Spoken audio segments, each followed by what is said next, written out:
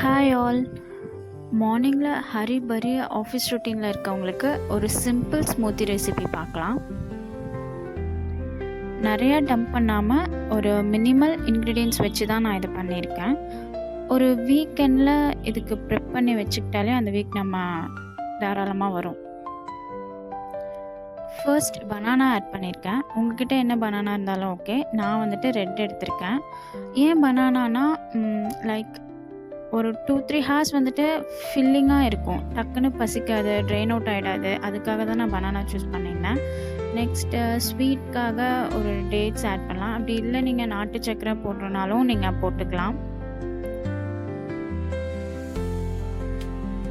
Dates பற்றி எனக்கு அவ்வளோ ஐடியா இல்லை. நான் ஆட் பண்ணியிருக்க ரீசன் வந்துட்டு எனக்கு ஸ்வீட் கிரேவிங்ஸ் ரொம்ப ஜாஸ்தி. அதனால தான் இதை ஆட் பண்ணியிருக்கேன். அண்ட் இதுதான் பக்கத்தில் நியர்பை மார்க்கெட்டில் எனக்கு ஈஸியாக கிடச்சிது. நான் வீக்கெண்ட் ப்ரிப்னு சொல்லியிருந்தேன் இல்லையா, அது வந்துட்டு இந்த பவுடர் தான். ஒரு வீக்கெண்டில் வந்துட்டு இந்த இதில் என்னென்ன ஆட் பண்ணியிருக்கேன்னா பம்ப்கின் சீட், ஃப்ளாக்ஸு, சியா, சன்ஃப்ளவர் அதெல்லாம் நான் கொடுத்துருக்கேன்.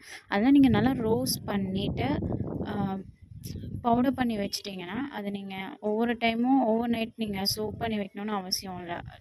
மார்னிங் நீங்கள் டைரெக்டாக அந்த பவுடரை நீங்கள் ஆட் பண்ணிக்கலாம். இதை நான் கன்சிஸ்டண்ட்டாக நான் ஃபாலோ பண்ணுவேனான்னு தெரியல. பட் இதை எடுத்த அன்னைக்கு வந்துட்டு எனக்கு ரொம்ப ஃபில்லிங்காக இருந்துச்சு.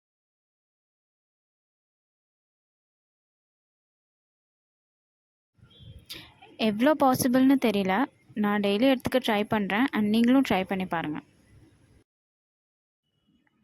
அப்புறம் அப்படியே மந்த்லி க்ரோசரிக்காக நாங்கள் டிமார்ட் போயிருந்தோம். அங்கே என்னால் நிறையா கிளிப்பிங்ஸ் எடுக்க முடியல. அதுக்கப்புறம் வெளியே வந்து கொஞ்சம் ஃப்ரூட்ஸ்லாம் வாங்கியிருந்தோம்.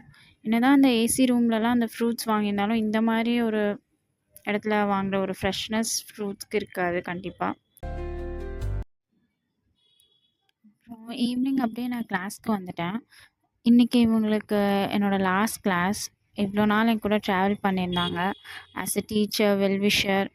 ஸோ என்னோடய சின்ன ஒரு கிஃப்ட் அவங்களுக்கு நான் ப்ரெசென்ட் பண்ணேன் இன்றைக்கி.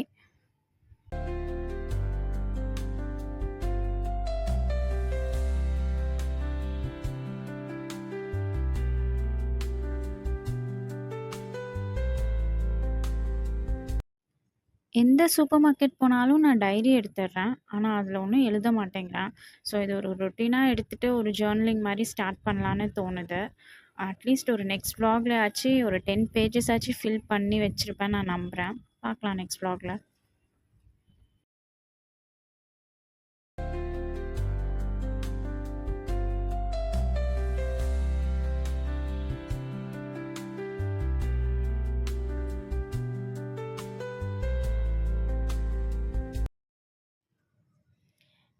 ஈவினிங் வீட்டுக்கு வந்துட்டு டின்னர் சாப்பிட்டுட்டு நான் செடிக்கெல்லாம் தண்ணி ஊற்றிட்டு இருந்தேன்.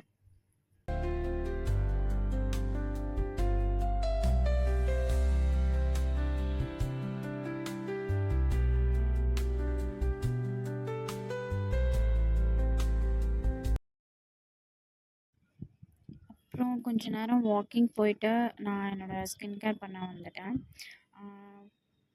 நான் ஃபேஸ் வாஷ் வந்துட்டு இந்த சிம்பிளோட மாய்ஸ்சரைசிங் ஃபேஸ் வாஷ் தான் யூஸ் பண்ணிகிட்ருக்கேன். ஃபர்ஸ்ட் வந்துட்டு 4 to 5 இயர்ஸ் நான் செட்டஃபில் தான் யூஸ் பண்ணேன். என்னோடது சென்சிட்டிவ் ஸ்கின். ஸோ இப்போ தான் நான் சிம்பிளுக்கு சேஞ்ச் பண்ணேன்.